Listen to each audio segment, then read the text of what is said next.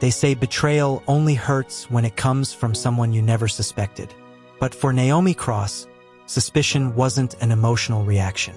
It was a standard metric, and her calculations were flawless. As a woman in her late 30s, she walks with absolute composure. She wears a sharply tailored navy blazer over a slate gray dress. Her hands are empty. No phone pressed to her ear, no frantic shuffling of papers. She moves through a sea of rushing junior executives who instinctively part to give her space. 44 stories above the financial district, inside the headquarters of the Vantage Group, the atmosphere was humming with a specific, expensive panic. Today was the company's landmark investor summit. Millions of dollars were on the line, and the corridors were filled with people who had been preparing for weeks, yet still didn't feel ready. Naomi walked through the chaos as though it couldn't touch her. She had finished preparing 3 months ago. She was just waiting for the day to arrive. But backstage, a very different energy was in motion. Derek Fenn, Naomi's fiercely ambitious deputy, a man she had trained directly by her own hand, stood whispering in the dark. Beside him stood Priya, Miles, and Lisa. These were the core members of the strategy team Naomi had built from nothing. She had elevated them from junior analysts to her most trusted inner circle. She gave them her instincts, her data, and her unreserved mentorship. And right now, they were using every single lesson she taught them to dismantle her. The sabotage was already baked into the presentation server. The trap was set. All her team had to do was wait for Naomi to give them the stage. Naomi looked down at her phone. She had set that reminder herself, alone at her kitchen table, on a quiet Tuesday evening 3 months prior. A slow, certain smile touched her lips. It wasn't the smile of someone who had won, but the smile of a master chess player watching an opponent move exactly where she predicted. Her team had forgotten the most critical rule of mentorship. You always know more than you teach. To understand why a team would turn on the woman who made them, you have to understand what was at stake. Over 7 years, Naomi had transformed a useless, placeholder strategy department into a division driving 54% of Vantage Group's net revenue. Her crowning achievement was the Apex protocol, a revolutionary predictive modeling software that took her 2 years to build. If Apex launched successfully today, Naomi's legacy would be untouchable. But powerful people hate untouchable executives. Richard Cole, a corrupt senior director on the board, wanted to strip Naomi's division of its independence. He just needed an entry point. He found it in Derek Fenn. Over 3 private dinners, a deal was struck. Derek would orchestrate Naomi's public professional destruction. In return, Cole would leverage his board votes to hand Derek her title, her budget, and her entire empire. Priya, Miles, and Lisa were bought off next, promised promotions, equity, and safety. The execution was elegant. For 6 weeks, the team secretly fed falsified development costs to the board's internal portal, making Apex look like a bleeding, failing liability. The climax of their plan was scheduled for the live summit. Mid-presentation, during a routine server refresh, they would swap the real data on the massive 40-foot screen with a fabricated dataset showing catastrophic failure. Derek would step in to save the day. Naomi would be suspended, and by the time an audit occurred, the fake data would be corporate history. It was a perfect plan, except for one detail.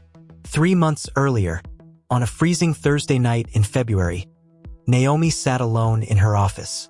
She was reviewing a routine quarterly performance spreadsheet when she noticed a single figure in the operational cost column. It was off by a decimal place. To any other executive, it was an innocent typo. But Naomi had written the entire software architecture herself. She knew every validation rule and every code override. This specific error hadn't slipped through the system. It had been intentionally placed in the exact blind spot she had trained Derek to understand. Naomi didn't call an emergency meeting. She didn't confront Derek. She understood the rules of corporate warfare. If you strike too early, they deny, they erase the evidence, and you look like a paranoid boss sabotaging your own team. Instead, she gave them exactly what they needed to destroy themselves. She gave them rope. For 90 days, Naomi lived a double life. By day, she was the same warm, generous mentor. sitting across from Derek during their Wednesday afternoon coaching sessions. By night, she operated like a forensic detective. On an encrypted personal laptop, she built an archive. She tracked digital footprints, recorded server access logs, and mapped out every single file submission sent from her team's individual IP addresses. She let the trap close around her, documenting every single brick they laid. On the morning of the summit, the archive was complete. At 10:43 a.m., Naomi took the stage.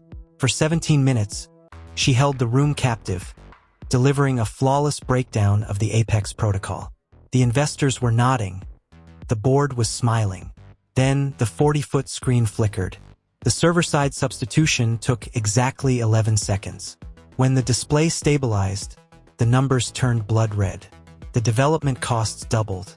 The projected revenue flatlined. A heavy, suffocating silence fell over the room. Right on cue, Derek Fenn stepped forward. His voice was perfectly calibrated to sound reluctant, yet heroic. "Naomi," Derek said into his mic, ensuring the entire room heard him, "I think we need to pause. The board has serious questions about these development costs that we need to address transparently." Naomi didn't argue. She didn't panic. She simply stepped back from the microphone and let him take the spotlight. To the board, her silence looked like absolute defeat. By 4:17 that afternoon, Naomi was handed an administrative suspension. Her security badge was deactivated. Her email access was cut off, and her entire division was officially handed over to Derek Fenn. The media ran the headlines, "The end of the Naomi Cross era." Her professional network evaporated overnight. Derek even gave an interview from her former corner office, speaking with practiced humility about strategic accountability. 3 weeks later, the board convened for an emergency session.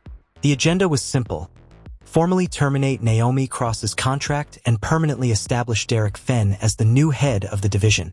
Naomi was intentionally left off the meeting notice. But at exactly 9:14 a.m., the heavy double doors at the end of the room swung open. Richard Cole's face hardened. "This is a closed proceeding," he snapped. "Security will escort you out." Naomi didn't look at him.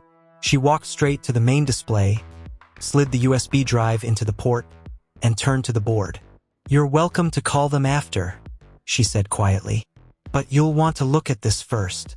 For the next 20 minutes, Naomi delivered a masterclass in total destruction. She didn't raise her voice. She let the data speak. Brick by brick, she laid out the evidence. She showed the server activity logs proving the exact 11-second data swap during the summit.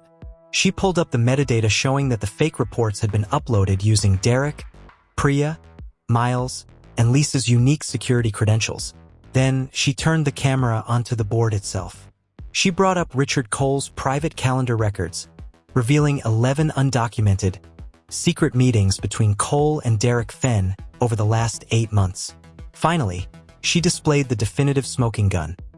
Leaked email threads from the corporate archive where Cole and Derek explicitly coordinated the timeline of her suspension and the wording of her termination. The boardroom went dead silent. The conspirators had played a game of corporate checkers, but Naomi had mapped out the entire board before they even sat down. Naomi calmly pulled the USB drive from the slot and slipped it into her pocket. The complete archive was filed with federal regulatory authorities and external counsel at 8 o'clock this morning, she stated smoothly. "I came here purely as a courtesy." She picked up her bag and walked out, leaving the boardroom doors wide open. Nobody called security. The fallout was total. Derek Fenn resigned within 3 weeks to avoid public prosecution. Richard Cole lasted a month longer before a federal securities investigation forced him out in absolute disgrace. The rest of the team quietly resigned, their corporate reputations permanently ruined. 12 months later, the Apex protocol was officially launched under Naomi's sole authority, shattering its revenue projections within 90 days. During a late autumn interview, a prominent business journalist looked at Naomi and asked the definitive question: "What would you tell a young professional who is terrified of being betrayed by the people they trust and build up?" Naomi took a slow sip of her coffee, looked straight into the camera, and delivered the cold truth. build systems, not just relationships, she said. Relationships are built on what people choose to remember. Systems document what actually happened. When the people you trust the most choose to forget who they were when you found them, and believe me, the systems will remember. They always do. Because a true strategist doesn't live for the moment of victory. They live for the architecture that makes the victory inevitable.